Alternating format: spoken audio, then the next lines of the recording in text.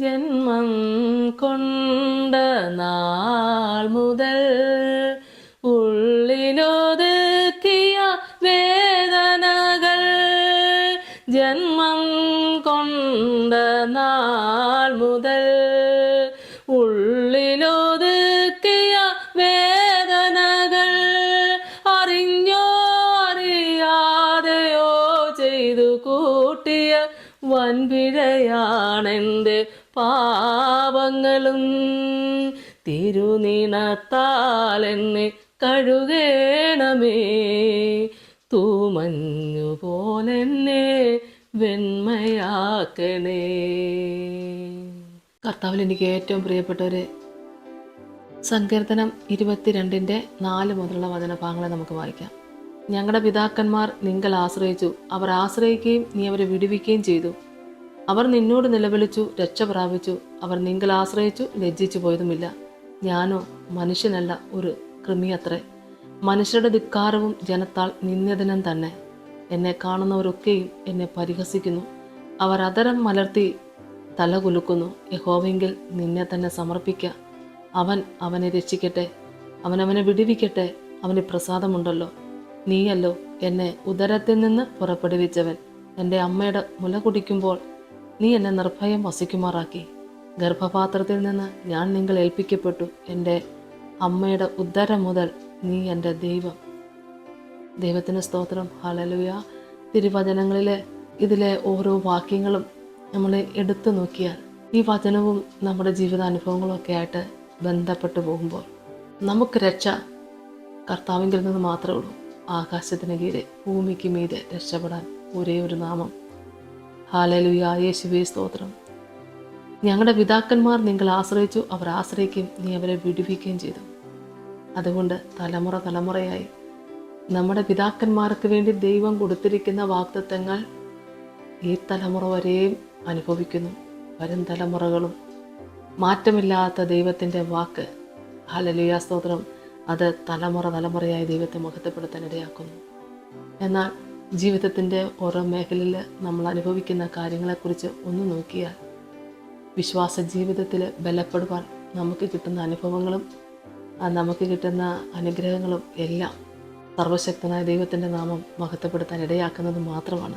അവിടെ വചനം പറയുന്നു, അവർ നിന്നോട് നിലവിളിച്ചു, രക്ഷ പ്രാപിച്ചു. അവർ നിങ്കൽ ആശ്രയിച്ചു, ലജ്ജിച്ചു പോയതുമില്ല.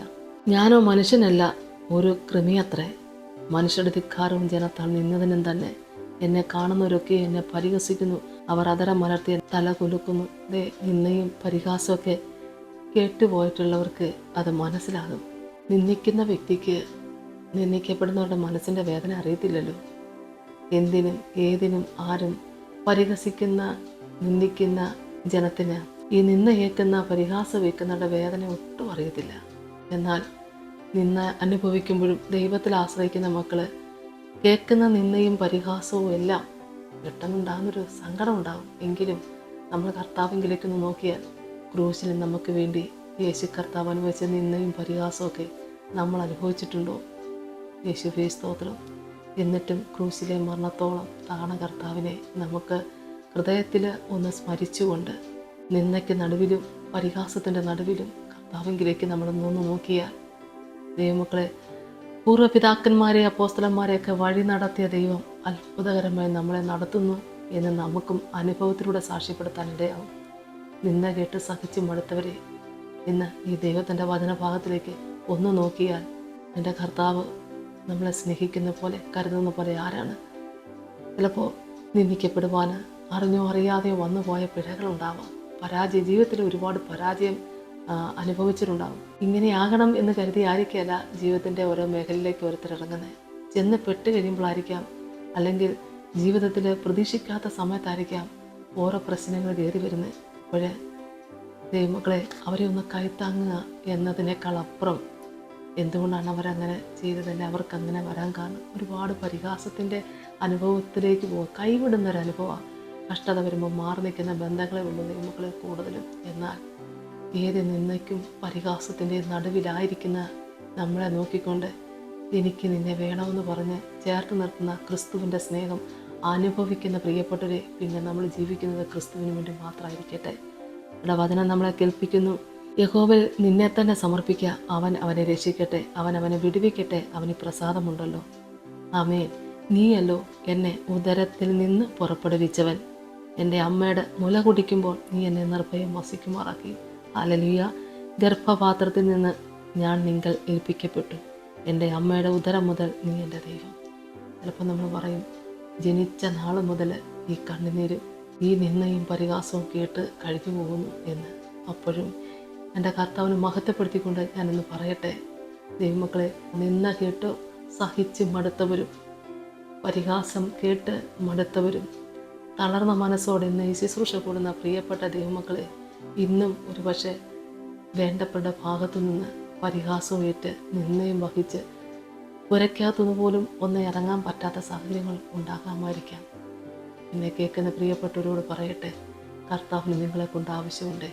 നിങ്ങളെ സ്നേഹിക്കുന്ന ദൈവം, നിങ്ങളെ മാടി വിളിക്കുന്ന ദൈവമക്കളെ, എവിടെ ഇരുന്നാണെങ്കിലും ഈ ശുശ്രൂഷ കൂടുമ്പോൾ കർത്താവിൻ്റെ തിരുസന്നിധിയിലേക്ക് മനസ്സുയർത്തി കർത്താവിൻ്റെ ഇഷ്ടം ചെയ്യേണ്ടതിന് ദൈവസന്നിധിയിലേക്ക് നമ്മളൊന്ന് താഴ്ത്തി സമർപ്പിക്കുക. എൻ്റെ കർത്താവെ, ഈ നിന്നെയും പരിഹാസവും ഒക്കെ സഹിക്കാനുള്ള കൃപ നീ എനിക്ക് തരണമേ എന്ന് പ്രാർത്ഥിക്കുക. കണ്ണുനീരോടെ വിതയ്ക്കുന്നവൻ ആർപ്പോടെ കൊയ്യുമല്ലോ. കണ്ണുനീരിൻ്റെ സമയം വിതയ്ക്കാനുള്ളതാ.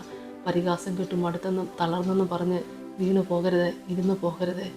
നമ്മളെ വീണ്ടെടുത്ത ദൈവത്തെ ഒന്ന് നോക്കിയാൽ, നമ്മളെ വീണ്ടെടുത്ത കർത്താവിൻ്റെ സ്നേഹം ഒന്ന് ഓർത്താൽ, ദൈവമക്കളെ, ജീവിതത്തിൻ്റെ ഏത് മേഖലയിൽ നിന്നുകൊണ്ടും ക്രിസ്തുയേശു ജീവിക്കുന്നൊരു ദൈവമെന്ന് സാക്ഷ്യപ്പെടുത്തുവാൻ മടിക്കരുത്. ദൈവം അനുഗ്രഹിക്കട്ടെ. നമുക്ക് പ്രാർത്ഥിക്കാം. സ്തോത്രം കർത്താവേ, കരുണാസമ്പന്ന എൻ്റെ സ്വർഗീയ നല്ല ദൈവമേ, നാളുകളായി നിന്ദിക്കപ്പെട്ടവരായി ത്യജിക്കപ്പെട്ടവരായി പരിഹാസം ഏറ്റെടുത്തുകൊണ്ട് കർത്താവെ, ഓരോ ദിവസവും തളർന്ന മനസ്സുമായിട്ട് ഇന്ന് ഈ ശുശ്രൂഷ കൂടുന്ന എല്ലാ പ്രിയപ്പെട്ടവരെയും ദൈവകരങ്ങളിലേക്ക് ഏൽപ്പിക്കുക. കർത്താവെ, നിന്റെ മക്കളുടെ മനസ്സിൻ്റെ വേദന കർത്താവെ അങ്ങേറ്റെടുക്കണമേ എന്ന് പ്രാർത്ഥിക്കുന്നു. കർത്താവെ, എത്ര കാലങ്ങളായി എത്ര നാളുകളായി നിന്റെ മക്കളെ നിന്ന് വഹിക്കുന്നു പിതാവേ. ഇന്ന് ദൈവത്തിൻ്റെ സന്നിധിയിലേക്ക് മനസ്സുയർത്തിക്കൊണ്ട് കർത്താവെ, തളർന്ന മനസ്സിനെ ബലപ്പെടുത്തുന്ന സർവശക്തനായ ദൈവത്തിൻ്റെ സാന്നിധ്യം ഇന്ന് നിന്റെ മക്കളുടെ ഹൃദയത്തിൽ അത് അനുഭവിക്കുവാൻ യേശുവേ, ദാവീദ് പുത്ര, ദൈവം അവിടുന്ന് കൃപ ചെയ്ത് അനുഗ്രഹിക്കണമേ. സകല ദോഷങ്ങളും മാറ്റി കൊടുക്കണേ. സമാധാനം കൊടുത്ത് അനുഗ്രഹിക്കണമേ. നിറഞ്ഞ സാക്ഷ്യത്തിനായി കർത്താവ് ഒരുക്കണമേ. എല്ലാ കഷ്ടതയുടെ നടുവിൽ നിന്നിൻ്റെ മക്കളെ അവിടുന്ന് രക്ഷിക്കണമേ എന്ന് പ്രാർത്ഥിക്കുന്നപ്പാ. എൻ്റെ കർത്താവ്, നന്മയ്ക്കായ ഒരടയാളം ഇന്ന് എൻ്റെ കർത്താവ് കൊടുത്ത ദൈവം അനുഗ്രഹിക്കണമേ എന്ന് പ്രാർത്ഥിക്കുന്ന കർത്താവെ, നിന്ദിക്കുന്ന ജനത്തിൻ്റെ നടുവിൽ പരിഹാസം ഏറ്റുകൊണ്ട് മനസ്സും ഭാരപ്പെട്ട് ശരീരവും തളർന്ന് കർത്താവെ ഓരോ ദിവസവും കഴിഞ്ഞു പോകുന്ന ഈ പ്രിയപ്പെട്ട ജനത്തിനു വേണ്ടി പ്രാർത്ഥിക്കുന്ന കർത്താവെ, നിന്ദയെ മാറ്റുന്ന ദൈവത്തിൻ്റെ സ്നേഹം, ഹല്ലേലൂയ, പരിഹസിക്കുന്നവരുടെ നടുവിൽ കർത്താവെ നന്മയ്ക്കായ ഒരടയാളം കൊടുത്ത് നിന്റെ മക്കളെ ദൈവം അനുഗ്രഹിക്കണമേ. സമാധാനത്തോടെ ദൈവത്തെ മഹത്വപ്പെടുത്താൻ നന്മയ്ക്കായ ഒരടയാളം ഇന്ന് കർത്താവ് ഒരുക്കി കൊടുത്ത് അനുഗ്രഹിക്കണമേ എന്ന് പ്രാർത്ഥിക്കുന്ന കർത്താവെ, ഈ അനുഗ്രഹം പ്രാപിക്കുന്നതിന് തടസ്സമായി എൻ്റെ കർത്താവെ എന്തെങ്കിലും കുറവ് വശങ്ങൾ നിന്റെ മക്കളുടെ ഭാഗത്തുണ്ടെങ്കിൽ കർത്താവെ, കാൽവരിയിലെ രക്തത്താൽ ശുദ്ധി വരുത്തി നിർമ്മലമാക്കി നിന്റെ മക്കളെ അനുഗ്രഹിക്കണമേ. പ്രാർത്ഥിക്കുന്ന അടിയൻ്റെ കുറവുകളെ ക്ഷമിച്ച് ഈ ജനത്തിനു വേണ്ടി പ്രാർത്ഥിക്കുന്ന അടിയൻ്റെ പ്രാർത്ഥന ദൈവം സ്വീകരിക്കണേ കർത്താവെ. പിതാവിൻ്റെയും പുത്രൻ്റെയും പരിശുദ്ധാത്മാവിൻ്റെ നാമത്തിൽ അപേക്ഷിക്കുന്നു. കൃപയോടെ കേൾക്കണമേ. ആമേൻ. യേശുവേ സ്തോത്രം.